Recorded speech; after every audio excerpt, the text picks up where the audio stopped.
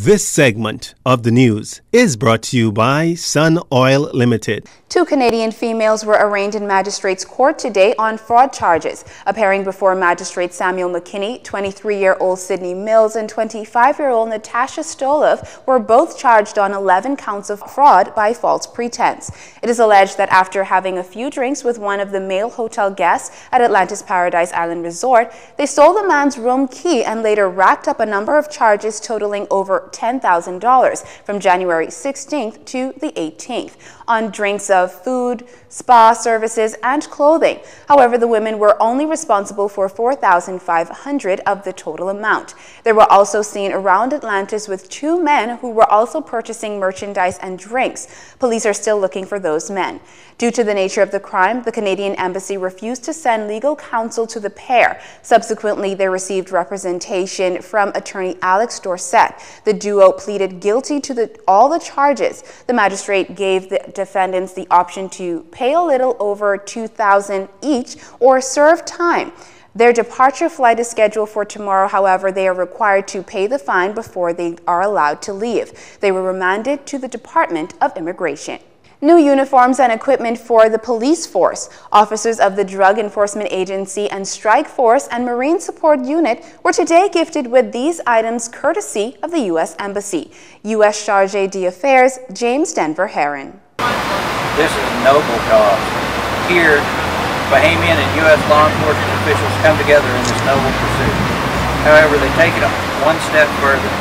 Instead of merely defending the calm or remaining on the line, they descend into the chaos to prevent crime, curb the flow of illegal firearms, and reduce the demand for illicit drugs. It takes a combined effort by a diverse group of stakeholders on both sides to achieve success against the criminal group operating within and between our 2 countries. There is no doubt that the criminal network is transnational, operating between our 2 countries, putting all of our citizens and our security at risk.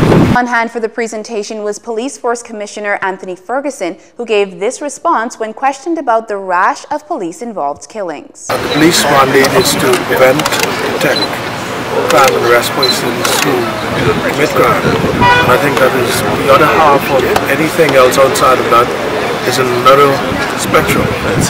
I will not be one of those who cross over. I'm going to be responsible for my mandate. Are there any concerns about citizens of the Commonwealth of Bahamas being robbed, being killed?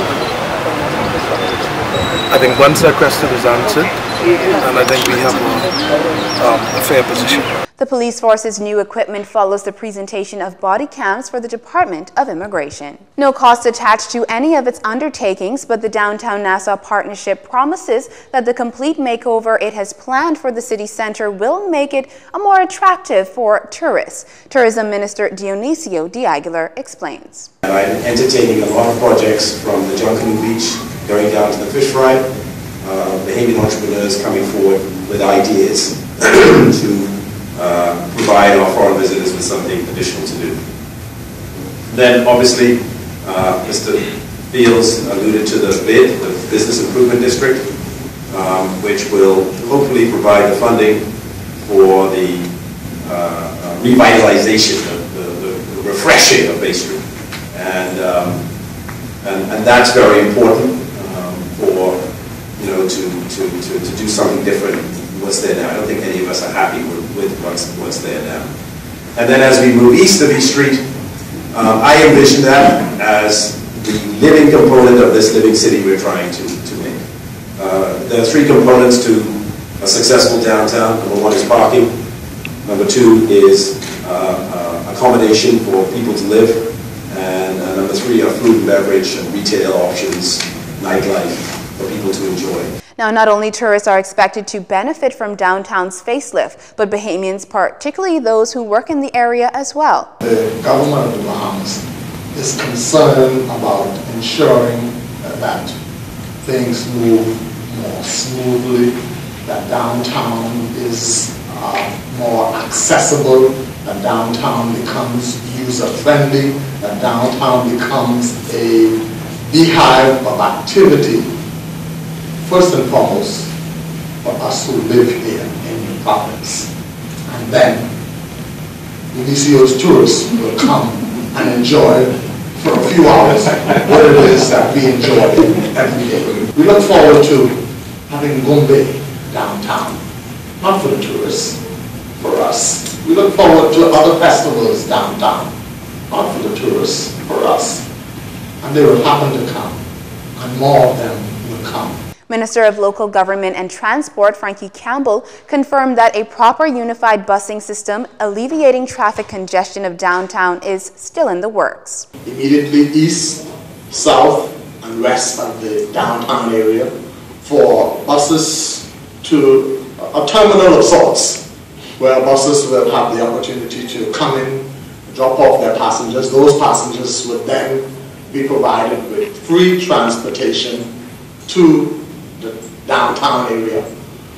This would then alleviate the congestion that is caused by all of the buses trying to find a spot downtown. You go to Frederick Street there's congestion. You go to the area in front of government publications, there is congestion. You go to the area just in front of the Hilton, there is congestion. The plan is to alleviate that congestion by having a terminal for those buses to go to and by providing free transportation from the terminal to the downtown area. The Nassau Downtown Partnership is a 5 to 10-year project.